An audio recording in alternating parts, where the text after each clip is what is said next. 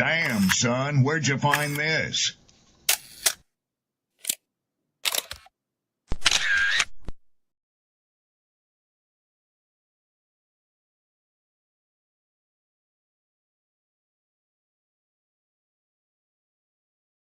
Who taught you to hate the texture of your hair? Who taught you to hate the color of your skin to such extent that you bleach to get like the white man? Who taught you to hate the shape of your nose and the shape of your lips? Who taught you to hate yourself from the top of your head to the soles of your feet? I love people as I meet them one by one. People are just wonderful as individuals. You see the whole... My great aspiration, my greatest ambition is to be so good. Now, in that way, I'm tiresome, as I suppose, to live with, because I want to be a fantastic human being. I am the greatest. We're not disputing that, Cassius, but how does Sonny Liston feel about it? He can't feel but one way, and let's take everything I say and like it. Because February the 25th, I'm going to take back my job. I'm the champ. He's no champ. He's a tramp. When you see men fall, don't laugh. Learn. Learn. Because you're on your way up. And the things that tempt people to fall, you and I are not free from that temptation. By examining his own attitude towards the possibilities of peace, towards the Soviet Union, towards the course of the Cold War. Art muscle. It was a way of making me feel that they were a part of me. You see it on the bridge. Wait, how they get it? If the government had to change the screw in the bridge, they had to shut it down. They got state troopers out there. They got lanes closed. They got their strange machines. How did they get up there? What's good? What's good? What's good? Blessings to everybody. I got up this morning and I gave a salute to the people and I said, Happy Thursday. And the whole time it was Wednesday. I was not fully woke. So my apologies to anybody who caught me at the wrong time. You know what I'm saying? But I'm glad to be here with y'all. Salutes to everybody. Tonight isn't about me though. This is Sydney's day. I got her in the building. I'm gonna bring her up. I'm gonna let her do her Doug Dizzle and whatnot. Shout outs to Rob, shout outs to Chef, shout outs to Arcana, just everybody, man. Love to everybody, you know what I'm saying? Let me go ahead and bring her up. Y'all already know the energy. Like, share, repost, let the people know we on. Questions, comments, concerns. Matter of fact, let me put this on the screen real quick, just in case you want to reach out and stay in contact. Sydney, what up? Hello. Very excited to talk about this. How are you? I'm fully woke now. I know how that is. I know how that can be, especially having kids. Sometimes you don't get that full night of rest, and then you wake up discombobulated, and then you say really weird things. So I definitely get it. I was also that way when I was in high school because I would stay up until like 2 a.m, and then I'd have to get up at like 6 a.m. for school. So I was running on next to nothing. Yeah, man. Somebody said, you mean Wednesday? It's not Thursday. I had to double back, look at the calendar. Like, oh, oops. My bad. All right. I took the post now and kept moving. We here. I locked this one in last week when you presented it to me because I didn't want to forget. So when you asked me about it, I'm like, oh, all right. Here we go. And we're here. So Yeah. So this topic is triggered by, and let me double check the day. I think it was on the 8th of August. Anyway, I'll find the date at some point. There was about 2 weeks ago a landslide in Alaska that caused a extremely large tsunami. This was classified as a mega landslide. I don't know if they've classified the tsunami as a mega tsunami, but possibly could have added that to the tsunami classification. But basically what happened is a huge section, we're talking like millions and millions of square cubic meters or something of rock and dust and material in the mountainside just came crumbling down into an inlet. So it was basically like you have your mountains up here and your ocean down here, or a arm of the ocean, and this part collapsed, and so it pushed all of that water in the bay up to the other side. It caused, let's see, what, remind myself. I wish they put this at the very beginning of the article. They make you read the entire. They didn't even put it in this one. Let's see. I remember it was over 500 feet. I think it was like 626 feet or something like that. It was extremely high. There were people that were up on a hillside overlooking the creek, camping, and they woke up to their gear being washed away by the tsunami that had run up over the land. So the landslide was larger than 100 million cubic meters, and the highest wave in the basin was 14 inches, which at 14 inches, 60 miles away from the landslide. So that thing traveled over 60 miles and was able to maintain a water amount of about a foot, which is crazy. Imagine living 60 miles from the ocean and you're still hit with a foot deep flood from a tsunami. That's kind of what happened. So these types of situations are technically rare. We don't usually see mega landslides like this very often, but they are unfortunately happening more often as a result of what humans are doing to the planet. Number one, by us warming the planet up with all of our industries, we are causing the colder areas of the world to get warmer over time. Basically, when you add more material into the atmosphere through cars and factories and all of that stuff, it makes the blanket thicker. So if you start adding cotton to your quilt over time, or your comforter, over time your comforter is going to get warmer and warmer and warmer.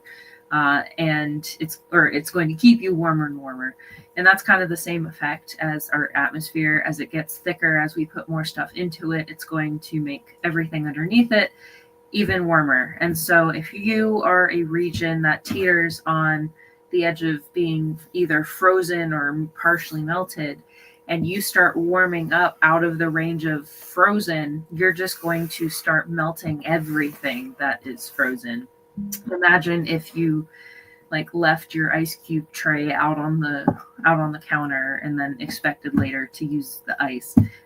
It's kind of the same thing that's happening to the Arctic, just on a much, much, much bigger scale, as we are raising the temperature of those regions, and they are not able to come back down because we've raised the threshold. So the cause, how this causes landslides is as you melt land, the ice had been holding the land together like glue. When you freeze something, you freeze it together. Think of it like ice cream. When you freeze ice cream, it holds the milk liquid together into a thicker consistency, and it holds all of the ingredients together.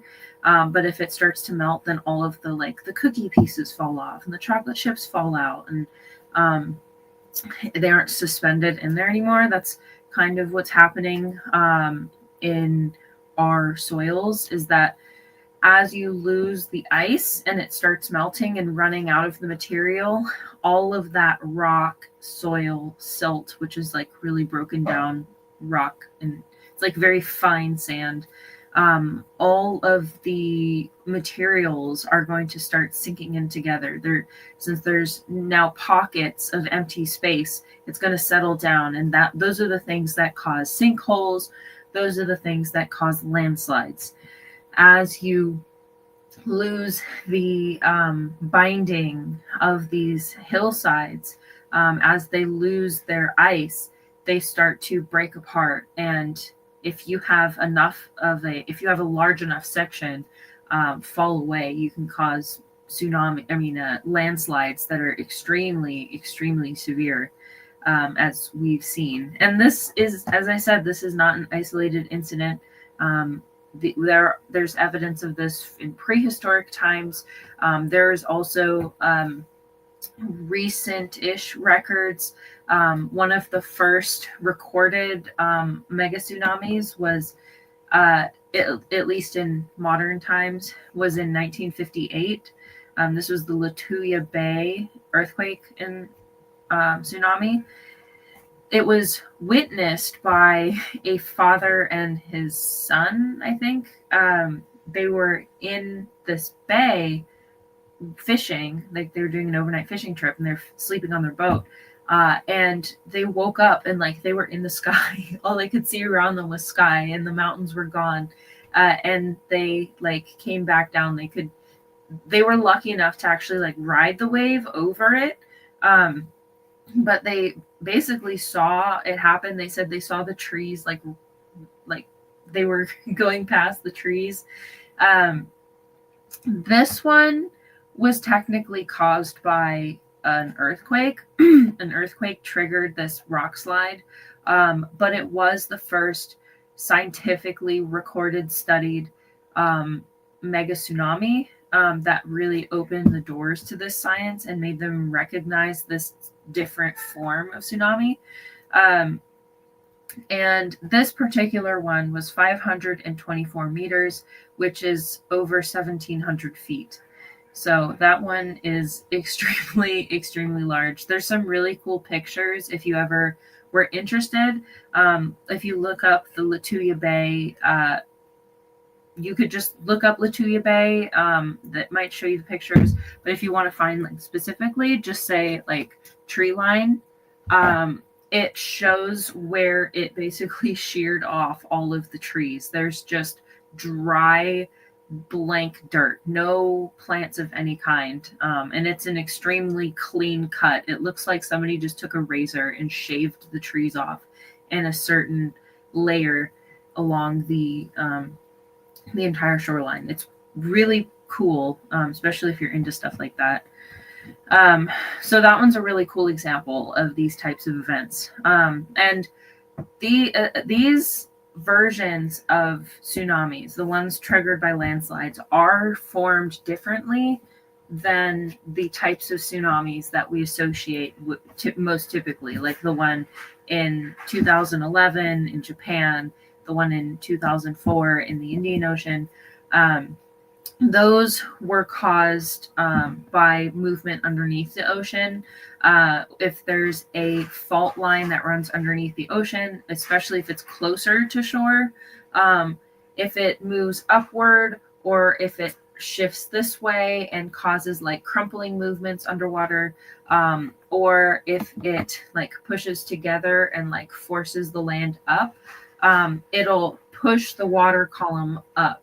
And in the same way as if like you're in the bathtub, you like push up on the water, it'll like go up and then splash down. And that's basically what happens, but just on a much, much, much, much larger scale.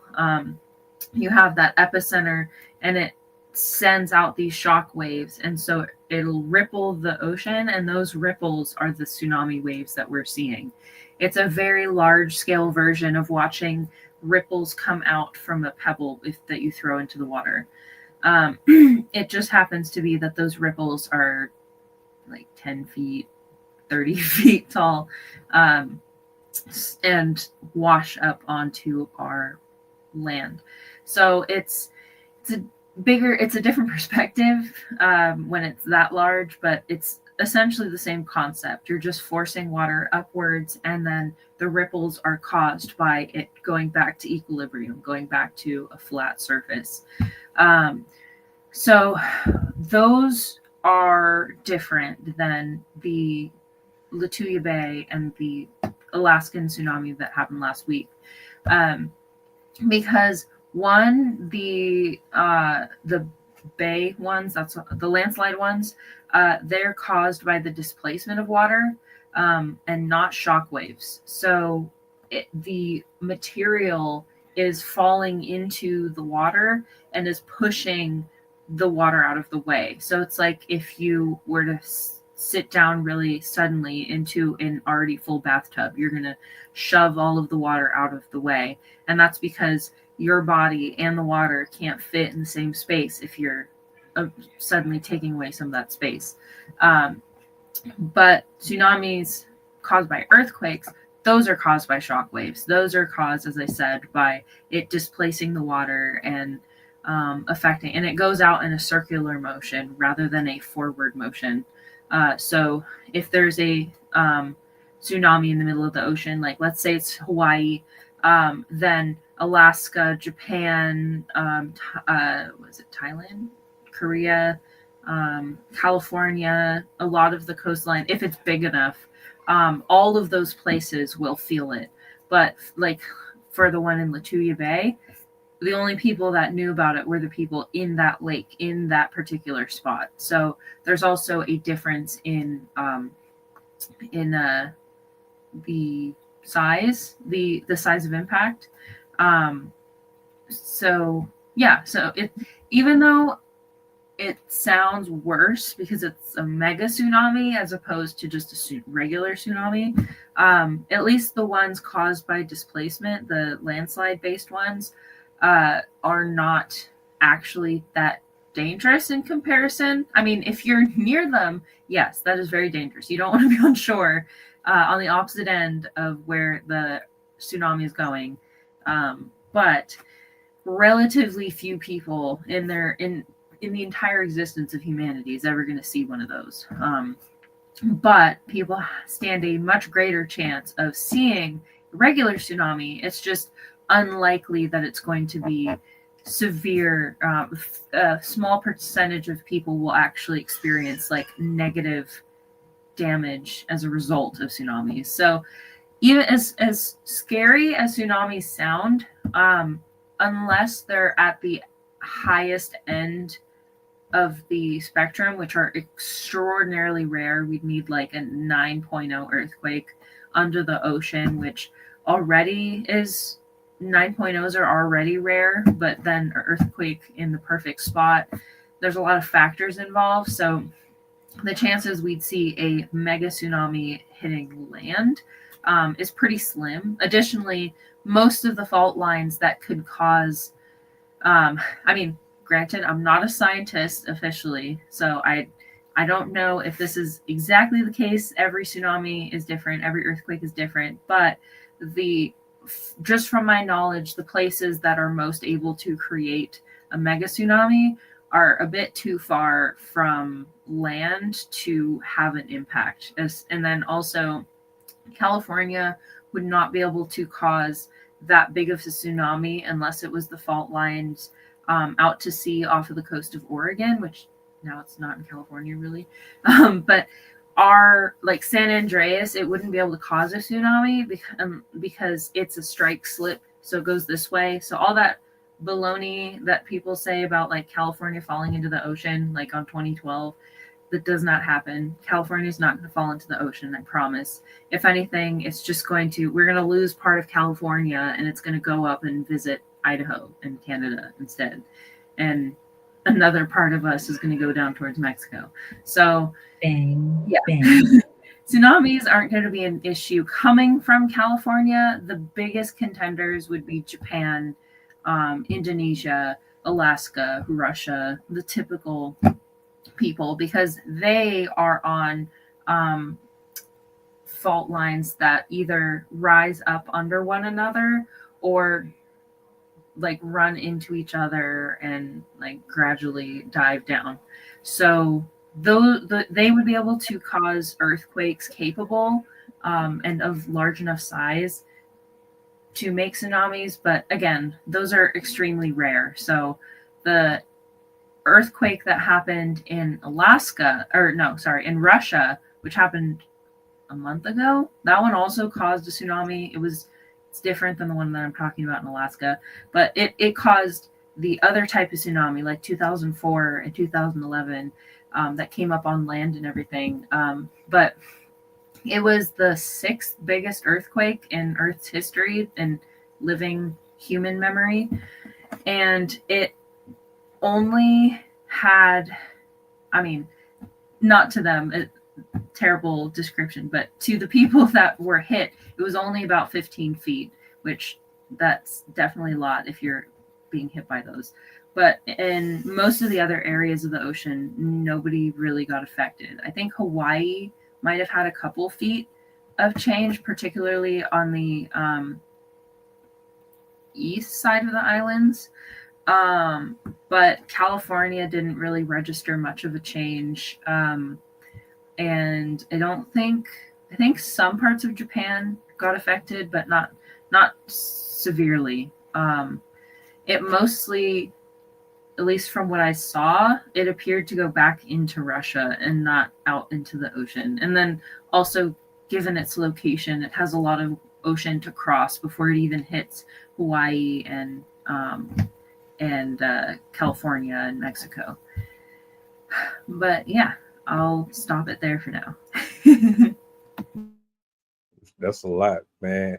I hear tsunami. I think everything is getting wiped off the map. It definitely can. I didn't watch too many disaster movies, but I remember there was one YouTube video. The stuff that I get fascinated by, I'll scroll and I'll see disaster. Something floods 1 million acres of sudden, and then I'll say, all right. And it take them like 5-10 minutes for the build up. This was a actual tsunami situation. It was years ago, and I think it was in Japan.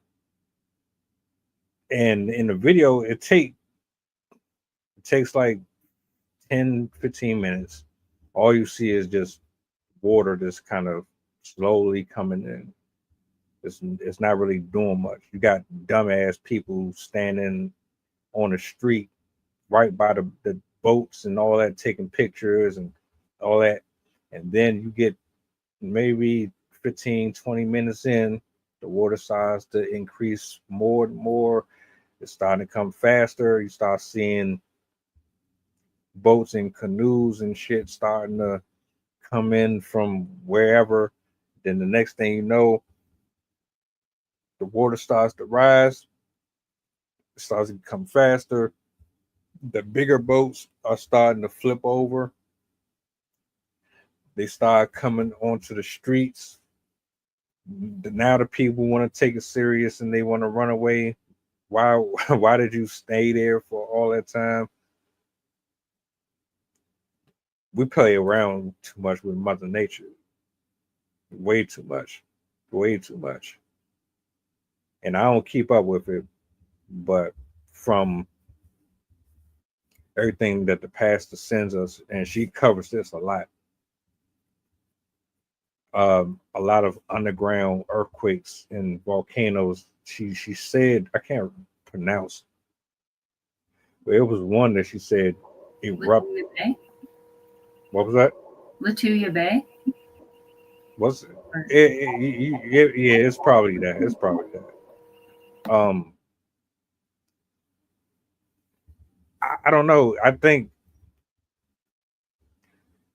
are we saying that most of this is just because we just are shitty people and we're just not taking care of the planet, or is this a little more to it? Because I agree that's a part of it. I also think this is biblical and prophecy. I think a lot of this stuff we're seeing is prophecy. Signs and wonders will reveal themselves. Uh, it's not like you're going to be able to play a scene from the core and create a big drill, then go into the Earth's crust and just kind of re-stabilize everything that's out of whack. So that's almost as if an asteroid was coming to the Earth, and you think you're just going to send a rocket to throw it off and stop it from pretty much obliterating the entire planet.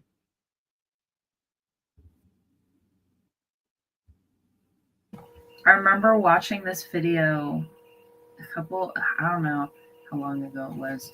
It was sometime this year anyway. It was showing myths and stuff about meteors. And one of the myths that they were addressing was like if you could blow up a meteorite with a like a nuclear weapon. And they said, I think it would take in the line of like, depending on the size, between 30 and 300 nuclear weapons to be able to destroy this meteorite. And they're like, you're more likely to destroy yourselves before you'd even be able to destroy the meteor.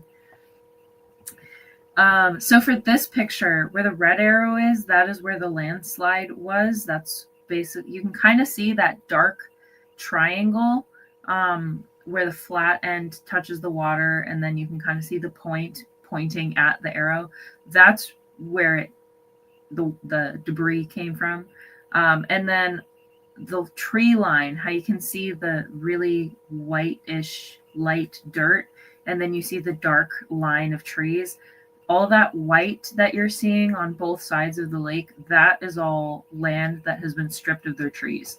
And just to give you some perspective, this from the tree line to the ocean, or to the water, is around 500 feet. And the trees are like pine trees, redwood, like the big, huge, tall trees. I hate to live around that area. I think we lucky, a lot of us.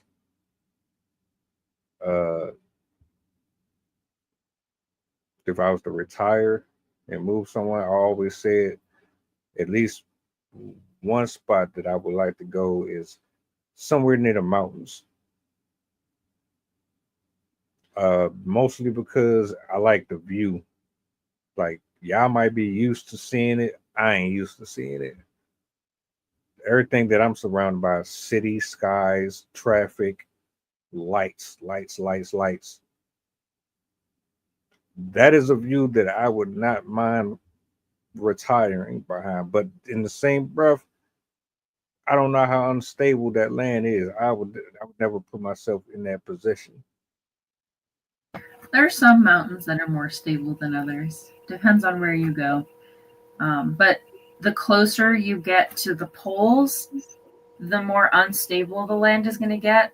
And the closer you get to the equator, the hotter and more dangerous it's going to be for you. So it's basically, you get to take your pick between, do you want really unstable land and things are getting a lot warmer and things are migrating north, or would you rather be where it's going to roast you alive? Like the equator, without getting too much off topic, but the equator could be inhospitable by like 2050, just with the rate of changes that they're expecting. I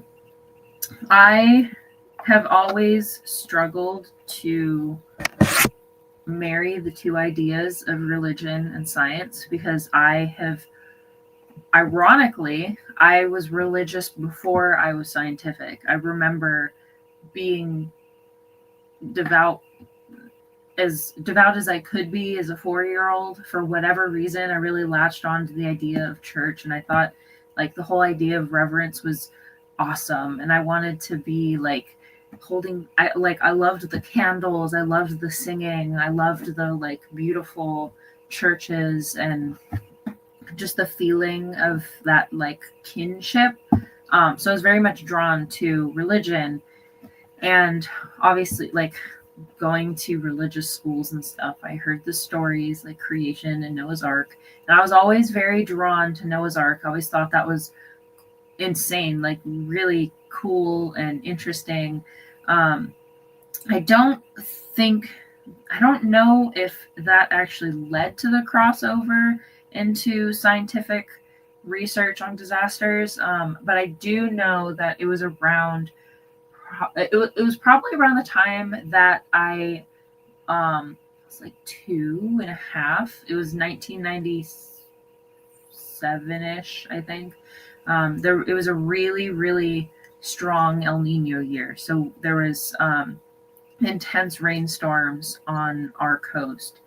And we had some of the worst, I think it's either the second or third worst storm season in California's history. And it caused a lot of flooding, a lot of damage. But I have memories of that storm, and I was only like 2.5. So that's one experience that I think had a indelible impact on me, as well as being old enough, but old enough to recognize 9/11, but not old enough to grapple with it yet. And then I also, around 7, I think, that was when I started getting really interested in earthquakes and stuff like that.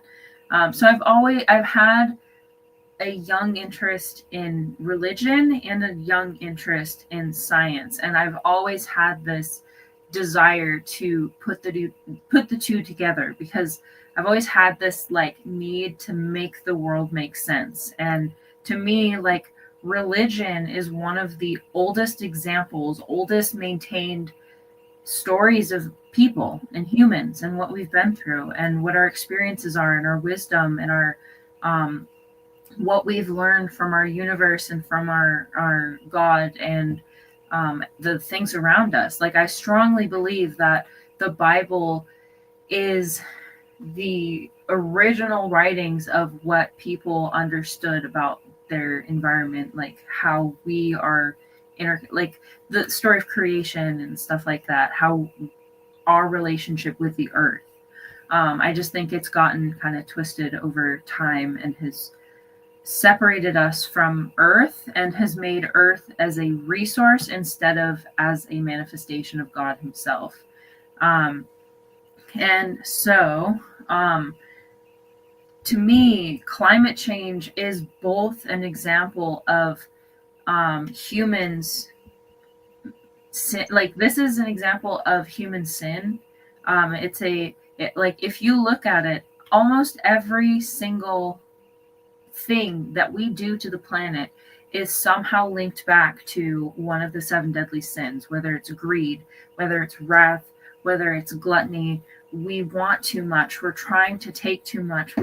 Pride, the idea that we are better than every other creature and that we deserve this planet over every other living thing because, well, we're more intelligent, we're God's people, so we can do whatever we want with it, even though we're technically supposed to be his stewards. We're supposed to be the ones that are there to protect this earth for everything that exists upon it. And I have always felt that climate change is not, it doesn't go against what God says. it is what God is telling us right now. He is telling us that we are making a mistake with how we are treating the world around us. And he's using climate change as signs in the same way that Revelation, all of those signs start to develop as we approach the end. This is his way of showing us gradually that we are making a mistake with the creation that he gave us.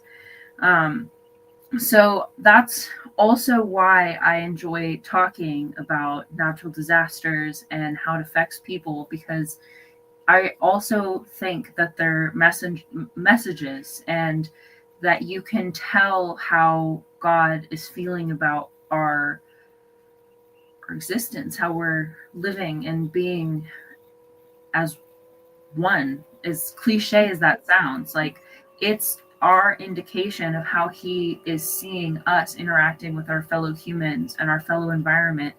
If he felt that we were doing what we're supposed to be doing, protecting the planet, he wouldn't be sending us these signs. He wouldn't be punishing us for giving in to all of these sins that and allowing these impacts to start taking hold.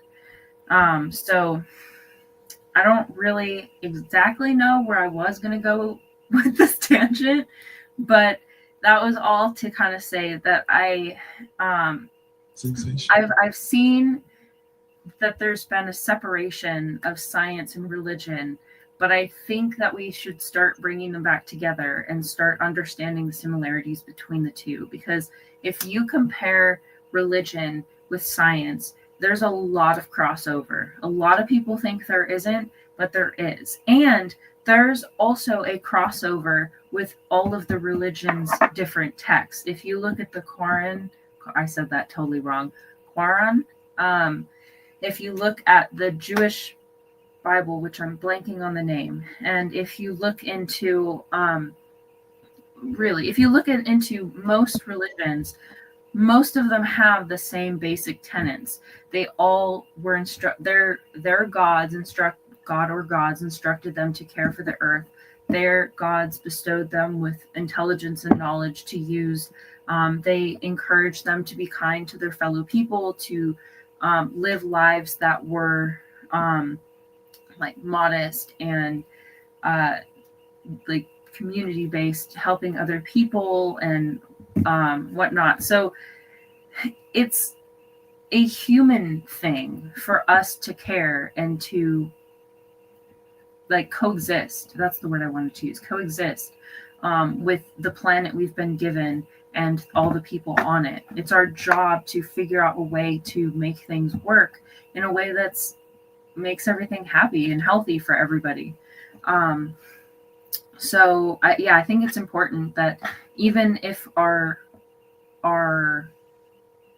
beliefs clash with scientific findings, I think it's important to start finding ways to bridge the two. And this goes for scientists as well. I think scientists need to find a way to add more spirituality, theology, philosophy into their work, because I think we need to combine psychology, science, and religion together so we can understand how to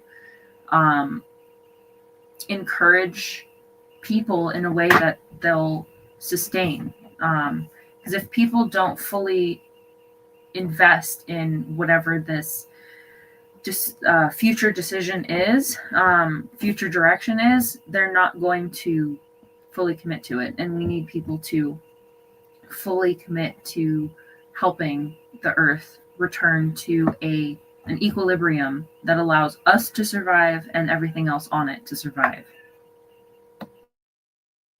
Well, we know that's not going to happen. So what do you got next?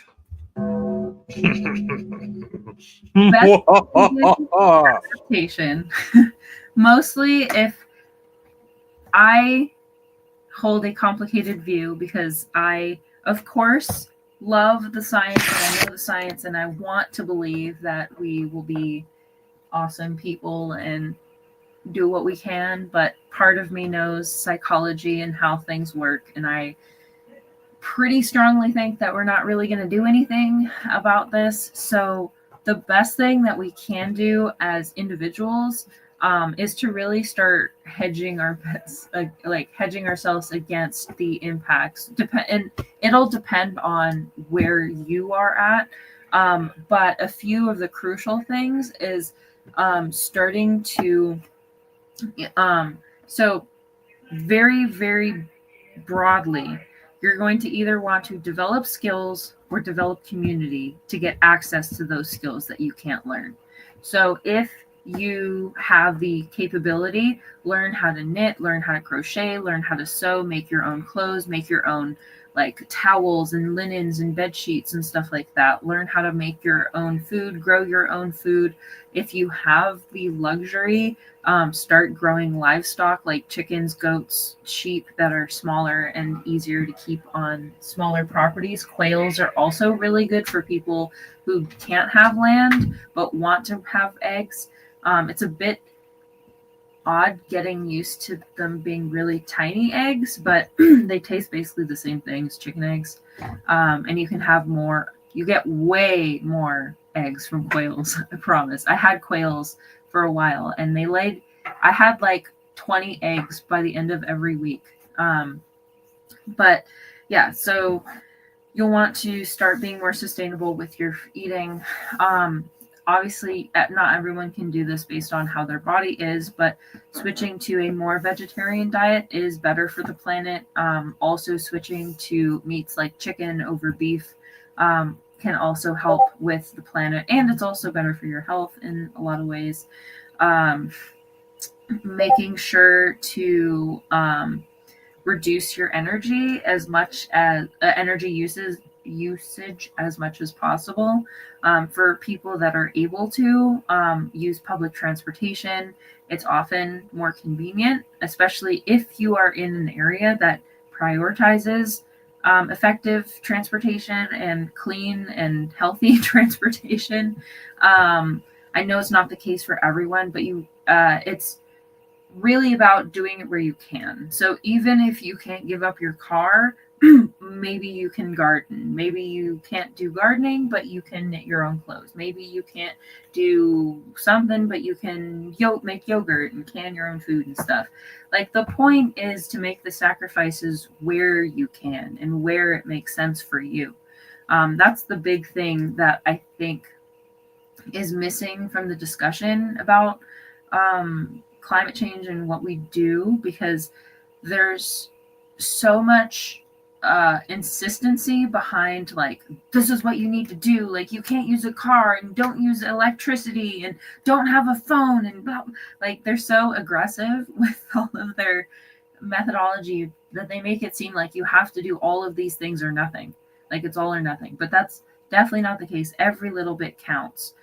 So it's important that even if you don't really fully ascribe to the climate change thing, which I totally get, it can seem really like, what? No, there's no way that with cars we're gonna like warm up the planet and then we're all gonna like burn and die. Like, I can definitely understand that. I've gone through my own phases of like needing to go back into the research, be like, how can this be true? This can't be true. But the important thing to remember is every little bit does matter.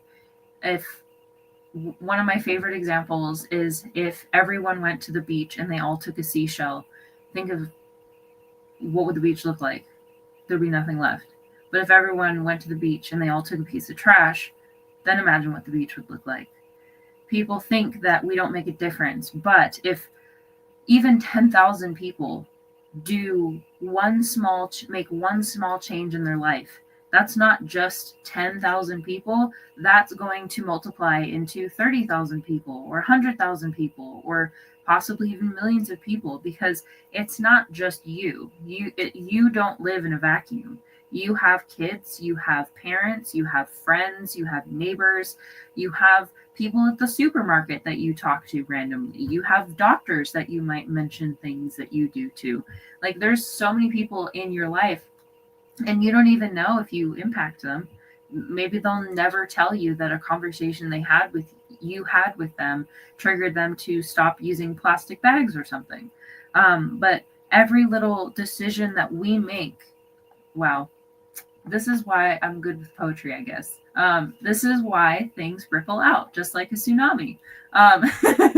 Every little bit makes a difference. It's a drop in the ocean, and people around you will feel the effects, even if you don't know they're feeling the effects. I've had this experience in my own life where, I mean, you know me, I live the way that I live. I'm very outspoken with my interests and stuff like that, so I will talk to the people around me. But I don't know how everyone is living their life every day, and I have had friends or family members come back and talk to me and be like, I have made this change because of something you said. Like, this sat with me and I decided not to do this anymore because I couldn't stop thinking about what you said. And it's moments like that that really, really make a difference, that make movements. Martin Luther King, Rosa Parks, even Thomas Jefferson, all these people that are from history that have done amazing things started those things with just single actions. And that is always what I want the takeaway to be for climate change. I don't care if you believe that we're all going to die, or if you think we're all going to fix this, or whichever end of the spectrum you're on.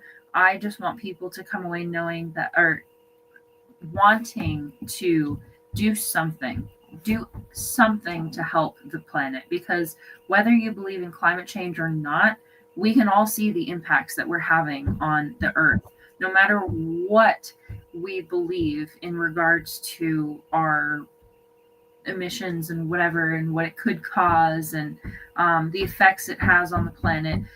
We can't deny that we're still throwing pollution into the ocean, that you still see trash everywhere that you go, that you still see oil rushing into the ocean and smog going out into the air. And we all know that that can't be healthy. We all know about all of the pesticides that are being put onto our foods, and things that are visible that are happening to us. So whether or not climate change exists or not, there are still things that humans are doing to the earth that we need to stop doing, because even if it doesn't make it so we can't live on this planet, it's still going to make it extremely hard for us to live a healthy life.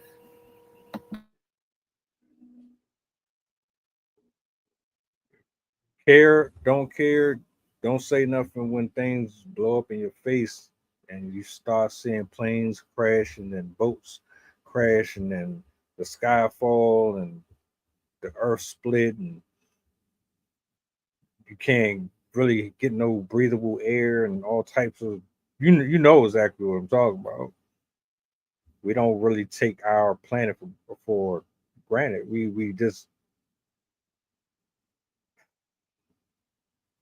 treat the planet like we treat each other.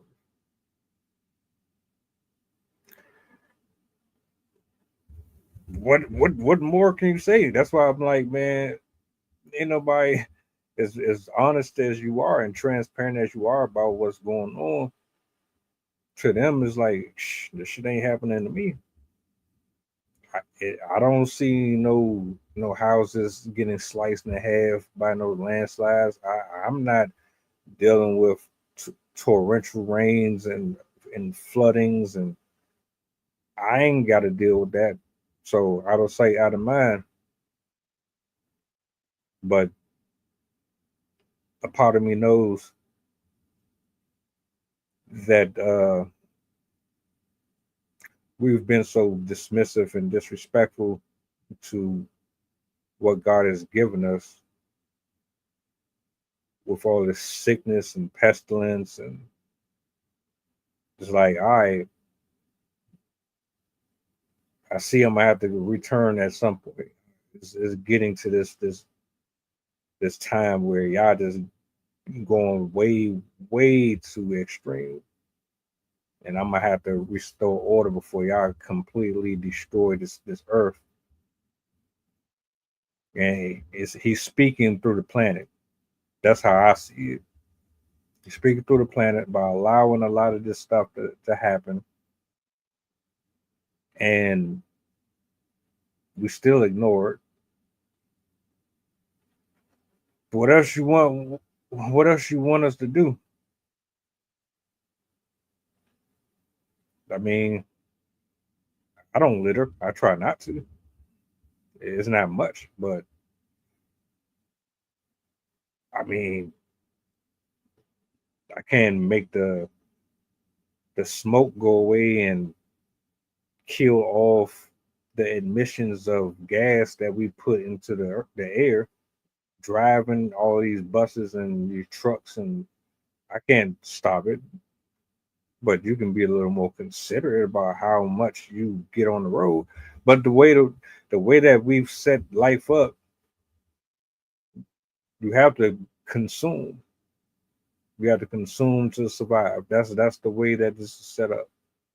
Consume to survive and be a prisoner and a slave to your everyday living dwellings. Personally, I can't be mad that any of the stuff that's happening with the elements, with the glaciers melting off, the volcanoes, all that. This is what we asked for with our own negligence, you know? So I'm glad I'm nowhere near any of these things, but that doesn't mean we can't get hit with something. I mean, COVID proved it.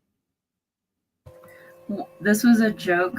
I can't remember if I made it or if it was just from something I read. But it was the way that you can tell God is sending these as signs and isn't sending it as the end of the world, is that when he sends the tornadoes, hurricanes, and tsunamis, he gives you a warning. He gave you the Weather Channel. He gave you the alarms and everything. And he usually just takes your stuff.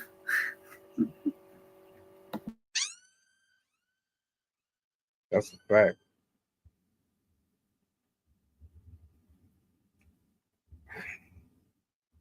I can't speak for them. I do have a question.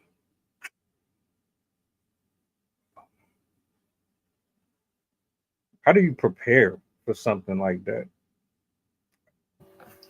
For in the case of a landslide type tsunami, there's not a ton you can do to prepare. That one it happens in a relatively short amount of time. Generally, if you're going to be going camping or are somewhere near water, camp as high and as far away from the water as you can. I would never, and this is just in general, like I would never sleep at the edge of a river, at the edge of a lake, at the edge of a stream, because you never know that water could just rush in. That's what happened in North Carolina, I think, to those Girl Scouts where they were too close to the river's edge and it washed them away. So yeah, don't sleep near water sources. You also don't really want to do that because of the animals, but that's beside the point. And be alert. It obviously something like that is going to create a lot of noise. So if you hear like a massive cracking, rushing, rumbling kind of sound, if you feel shaking, and I mean, I'm sure you can imagine what a landslide probably sounds like. A lot of smashing, breaking sounds, possibly splashing. If you hear that type of stuff, run to as high ground as you possibly can. Don't care about your stuff. Don't try and protect your stuff.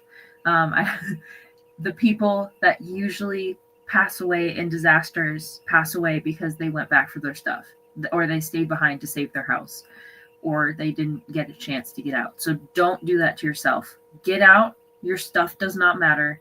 Get to the highest point as you possibly can. And yeah, For beach type tsunamis, they're a little bit different because you do get a little bit more warning. They're not as severe technically unless it happens like right near you. But generally, most places are pretty good at having tsunami warning systems. So if you are in a region that could possibly get tsunamis, have alerts set up on your phone, allow it to send you alerts from the National Weather Service or whoever it is that sends out those alerts. And also know, especially if you're like right by the ocean, know your evacuation routes, know which way to go to get to higher ground. And if you feel shaking, if you feel an earthquake, basically, and you're nearby the beach, it's time to head up ground. Even if you're not sure and it could have been just like a minor earthquake or inland, you still don't want to tempt fate. So if you are on the beach and you feel an earthquake, it's best to get to higher ground until you understand what the whole situation is. And if you want, you can kind of identify them. Like, let's say it happens somewhere else and it's coming from elsewhere, so you didn't get the warning of an earthquake. Sometimes if you look out onto the ocean, you can see this like shimmering line that will gradually get closer, and like it'll go from really shiny and bright to white. And as it gets closer, you'll realize that it's the turbulent water. But you can sometimes see that line on the horizon. And so if you're paying attention, you can detect them as they're coming. And if you see that, definitely go as high ground as you can. Another good thing, especially if you're going on vacation or if you live there, there are sometimes, particularly places like Hawaii and Japan, possibly Indonesia. I'm guessing a lot of island nations will have them. They have like their towers. They're basically like concrete towers that you can walk up, and then it's a area high up for people to kind of evacuate to. So they're just like these giant pillar towers that you can climb to the top and avoid the water. Know where those are, because those can also save your life. I would not suggest trying to hide out in a building. Most buildings are not able to withstand ocean waves like that. If you're on a boat, face towards the wave of the tsunami and go out to sea as much as you can, as fast as you can. If you are farther out to sea, the tsunami wave is not going to be as bad. The wave gets worse as it gets closer to shore, because basically it, as I said, it's energy traveling through the ocean. And as over open sea, there's not much for that energy. It's like there's more space between the top of the water and the bottom of the ocean. So the energy is bouncing between a much bigger space, so the energy is not going to be as strong. But as it gets closer to land, it gets shallower and shallower, and so the energy is going to bounce faster and faster as it has less water to kind of bounce along in. So that's why the ripples get bigger and bigger as it gets closer to land, because essentially the energy forces the water to pile up and slow down. And that's what the tsunami is.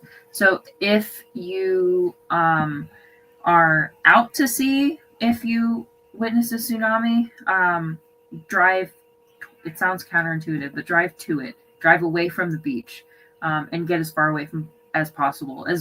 That also helps you avoid debris when the water pulls back out, because there are two stages of the tsunami.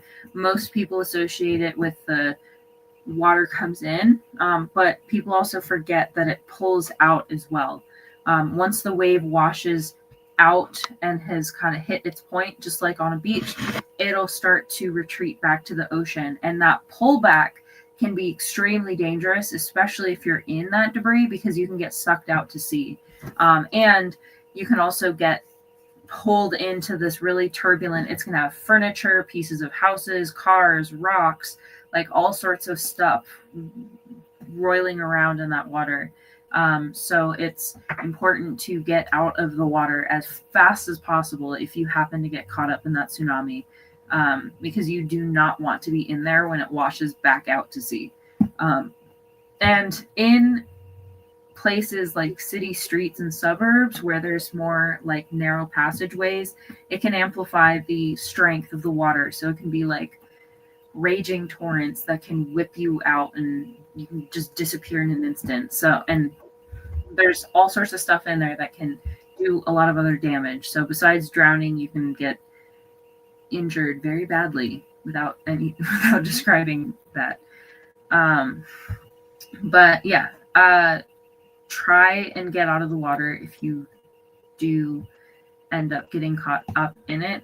And if you see someone in the water and they're in trouble and need help, the best way that you can save somebody that's stuck in rushing water is to look at them and watch them. Do not take your eyes off them, because as soon as you do, like trying to kill a fly in your house, as soon as you take your eyes off them, they're going to be gone. You're not going to be able to find them again.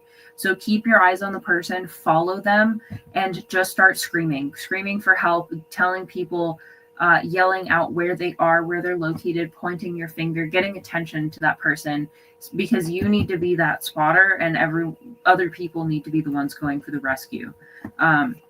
That's what rescuers say is the most important thing to do if somebody's in the water, is you have to have a spotter, so then they can keep track of that person while all the other people initiate the rescue, because you cannot do both.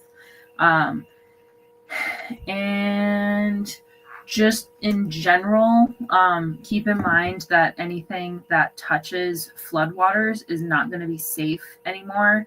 Food, you cannot consume it again. Clothing, you should not wear it again. Toys, you shouldn't give it to the kids again.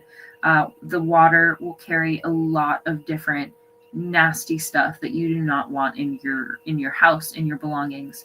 Not only can it carry pathogens like dysentery, mosquito-borne stuff. I'm blanking on diseases right now, but there's all sorts of pathogens that you can get from water and from dirt and spores and all that stuff. And you also have anything that washed out into the ocean, so petrochemicals and pesticides and cleaning supplies, chlorine, like you name it, anything and everything. Whatever would be in the suburbs is now in the water. And then lastly, big giant objects are out in the water, so be very cautious. The water can be very deceiving. It only takes 6 inches of water to knock somebody off their feet. So even if it looks like it might be safe to cross through an area that has water, it's just not worth it. You don't want to put yourself in that situation. You and your body should stay away from the water as much as possible. You shouldn't be breathing it in after the tsunami's over. If you have standing water in your house, you should not be the one walking around with no mask, just trying to dig through there. You shouldn't go in there. It's not healthy. So for anybody that does go through that, I am so sorry that you had to go through something that traumatic. I can't even imagine the experience that you had. But know that there are a lot of resources. There's a global network of both rescuers and people that donate, do collections for food and clothing and diapers and anything that you might need. So if anything does affect you, know that there are always going to be resources out there for you, so you can get all of those necessities back that you lost in that whatever disaster happened. You heard it here, folks. I hope you heard it. I hope you were paying attention. I have no intentions on being nowhere in those areas. But for whatever reason, If I am, I'll put the bat signal up. Sydney, come save us. Help a brother out. Get me up out of here, man. Send me a life jacket or something.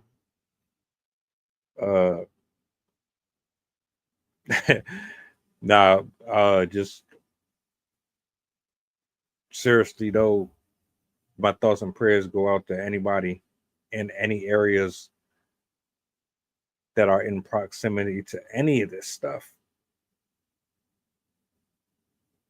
Because if you survive it, rebuilding can't be fun. Can't be easy whatsoever. And it can be traumatizing. I'm still thinking about the folks that got carried away in that other flood just not too long ago, you know.